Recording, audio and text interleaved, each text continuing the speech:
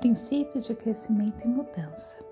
O brilho e o apelo mais popular da ética da personalidade encontram-se na crença de que existe um caminho rápido e fácil para se obter qualidade de vida, eficácia em nível pessoal e relacionamentos satisfatórios e profundos com outras pessoas, sem passar pelo processo natural de esforço e amadurecimento que a torna possível. Trata-se de uma forma sem conteúdo, de um esquema para se ficar rico depressa, por meio de promessas de fortuna sem fazer força. Pode até ser que dê certo, mas a picaretagem permanece. A ética da personalidade é ilusória e enganosa. Tentar aumentar a qualidade de vida utilizando suas técnicas e receitas rápidas equivale a uma tentativa de ir de um ponto de Chicago, tendo como base o mapa de Detroit. Devemos ter em mente as palavras de Erich Fromm, um arguto observador das raízes dos frutos da ética da personalidade. Hoje em dia, nos deparamos com indivíduos que se comportam como autômatos, que não conhecem ou compreendem a si mesmos e a única pessoa que conhecem é a que pensam ser, alguém cuja conversa vazia substituiu a comunicação real, alguém em quem o sorriso sintético tomou o lugar do riso genuíno e a sensação de desespero total ocupou o vazio deixado pela dor autêntica. Duas coisas podem ser ditas de tais indivíduos. A primeira é que sofrem de defeitos aparentemente incuráveis, como a falta de espontaneidade e personalidade. Ao mesmo tempo, podemos dizer que eles não diferem de milhões de pessoas que, como nós, caminham pela face da Terra. Durante toda a vida, passamos por estágios sequenciais de crescimento e desenvolvimento. Uma criança aprende a virar, sentar, engatinhar e depois andar e correr. Cada fase é importante, cada uma delas leva tempo. Nenhuma parte do processo pode ser pulada. Isso vale para todas as fases da vida, em todas as áreas nas quais há desenvolvimento, seja aprendizado do piano ou comunicação eficaz com o companheiro de trabalho. E vale para indivíduos, casamentos, famílias inteiras e organizações. Reconhecemos e aceitamos a existência do fato ou princípio do processo, quando se trata de elementos físicos, materiais, mas compreender isso em áreas emocionais, como as relações humanas, ou áreas de caráter pessoal, é mais difícil e raro. Mesmo que as pessoas entendam isso, aceitar esse princípio e viver em harmonia com ele é ainda mais difícil e raro. Consequentemente, de vez em quando buscamos um atalho, sonhando em saltar algumas dessas fases vitais, de modo a economizar tempo e esforço para atingir o resultado pretendido. Mas o que acontece quando tentamos encontrar um atalho para um processo natural em nosso crescimento e desenvolvimento? Se alguém é um jogador de tênis apenas mediano e resolve jogar com adversários muito superiores, de forma a causar uma boa impressão, o que acontece? Será que o pensamento positivo sozinho torna possível enfrentar um profissional com bons resultados? E se você convencer seus amigos de que pode dar um concerto de piano, apesar de seu nível real no momento apenas ser de um principiante? As respostas são óbvias. É simplesmente impossível violar, ignorar ou cortar o caminho desse processo de desenvolvimento. Contraria a natureza, e as tentativas de reduzir o caminho só resultam em desapontamento e frustração. Em uma escala de 1 a 10, se eu estou na posição 2 em qualquer atividade, eu desejo atingir o nível 5, preciso primeiro dar um passo para o nível 3. Uma jornada de 1000 km começa pelo primeiro passo, diz um ditado, e só pode ser feita na base de um passo de cada vez. Se você não permite ao mestre saber em que estágio está, fazendo uma pergunta ou revelando sua ignorância, jamais vai aprender ou amadurecer.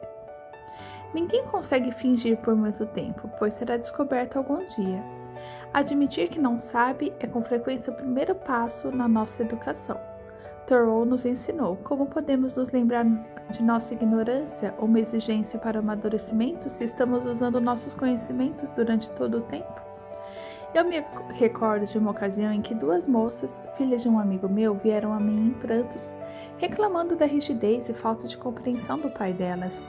Elas temiam falar abertamente com os pais, por causa das possíveis consequências, Precisavam desesperadamente, contudo, dos conselhos, do amor e da compreensão dos pais. Conversei com o pai delas e descobri que ele tinha consciência do que estava acontecendo em nível intelectual, mas, apesar de admitir que tinha um problema de temperamento, recusava-se a aceitar a responsabilidade por isso e a aceitar honestamente o fato de que seu amadurecimento emocional era baixo. Seu orgulho não suportava dar o primeiro passo em direção à mudança. Precisamos aprender a ouvir para nos relacionarmos eficazmente com as esposas, com os filhos, amigos ou colegas de trabalho. E isso exige força interior. Ouvir implica paciência, mente aberta e vontade de compreender, qualidades supremas do caráter. É muito mais fácil agir de um modo grosseiro e ficar dando conselhos de alto nível. Nosso nível de desenvolvimento é bem óbvio quando se trata de tênis ou piano, pois é impossível fingir, mas as coisas não são tão evidentes quando se trata do caráter, do amadurecimento emocional. Podemos fazer pose ou enganar um estranho ou um colega, podemos fingir e por algum tempo ir levando adiante a farsa, pelo menos em público. Podemos até enganar a nós mesmos, contudo, creio que a maioria de nós sabe a verdade, no que se refere ao que somos lá no fundo, e acredito que a maioria das pessoas com quem convivemos e trabalhamos também sabe esta verdade. Tenho visto as consequências das negativas de encurtar esse processo natural e com frequência no mundo dos negócios, onde executivos buscam adquirir uma nova cultura, com produtividade maior, qualidade, moral alta e satisfação dos clientes, por meio de discursos convincentes, sorrisos forçados e intervenções externas, ou então através de fusões, aquisições e jogadas amigáveis, ou não para assumir o controle de outras empresas. Mas eles ignoram o clima de desconfiança produzido por tais manipulações.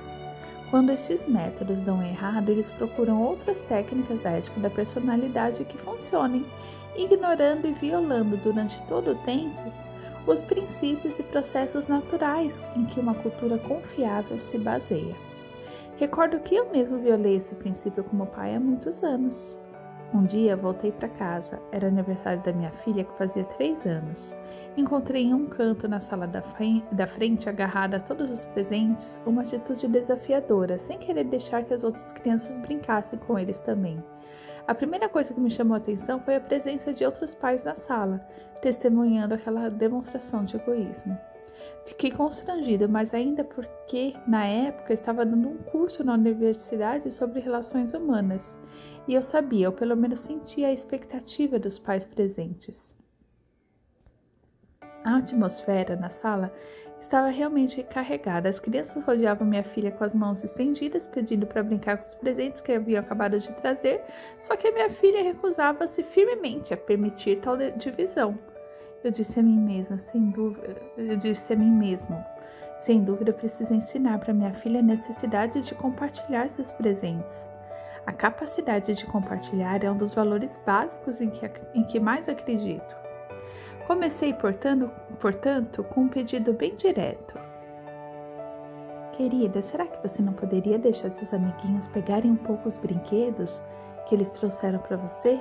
Não, ela retrucou, lacônica. Minha segunda tentativa incluiu uma argumentação mais sofisticada. Querida, se você aprender a compartilhar seus brinquedos com eles quando estamos em nossa casa, eles vão compartilhar os brinquedos deles quando for visitá-los. Não, mais uma vez ela respondeu. Fiquei mais embaraçada ainda, pois estava claro que não conseguia influenciá-la nem um pouquinho. O terceiro método foi do suborno. Com muito cuidado eu falei, querida, se você deixar que eles brinquem também, tem uma surpresa especial para você, um chiclete. Não quero chiclete, ela explodiu. Eu estava ficando desesperado. Na quarta tentativa, apelei para a ameaça e para o medo. Se você não deixar os outros brincarem, vai ver só. Não quero saber, ela gritou. Os brinquedos são meus, eu não tenho que deixar ninguém pegar. No final, recorri à força, peguei alguns brinquedos e dei para as outras crianças. Pronto, podem brincar com esses aqui. Talvez minha filha precisasse passar pela experiência de possuir os brinquedos antes de compartilhá-los. Na verdade, como posso dar sem antes passar pela experiência de ter. Ela precisava de mim, como pai, para adquirir um nível mais alto de maturidade emocional que permitisse que ela tivesse tal experiência. Mas naquele momento eu pensei mais na opinião dos pais a meu respeito do que no crescimento e amadurecimento da minha filha, ou no nosso relacionamento. Simplesmente parti de um pressuposto inicial de que eu estava certo e que ela deveria dividir os brinquedos e ela estava errada ao se recusar ao fazê-lo. Talvez eu tenha imposto a ela uma expectativa excessiva, apenas porque eu estivesse em um nível baixo em minha própria escala. Eu não fui capaz nem estava disposto a ter paciência ou compreensão e ainda queria que ela compartilhasse suas coisas. Em uma tentativa de compensar minha deficiência, usei a força da minha posição e autoridade para obrigá-la a fazer o que eu queria que ela fizesse. Mas a força derivada da posição é uma fraqueza. Ela diminui o potencial de quem a usa, pois reafirma a dependência de fatores externos para conseguir resultados e diminui o potencial da pessoa obrigada a aquecer, brecando o desenvolvimento da capacidade de pensar por conta própria, de crescer e de aprimorar a disciplina interna. E finalmente enfraquece o relacionamento. O medo substitui a cooperação e as duas pessoas envolvidas passam a ser mais arbitrárias e defensivas. E o que acontece quando a fonte que fornece a força, seja ela o tamanho maior, a força física, a posição, a autoridade, títulos, símbolos do status, aparência ou conquistas passadas, se modifica ou desaparece?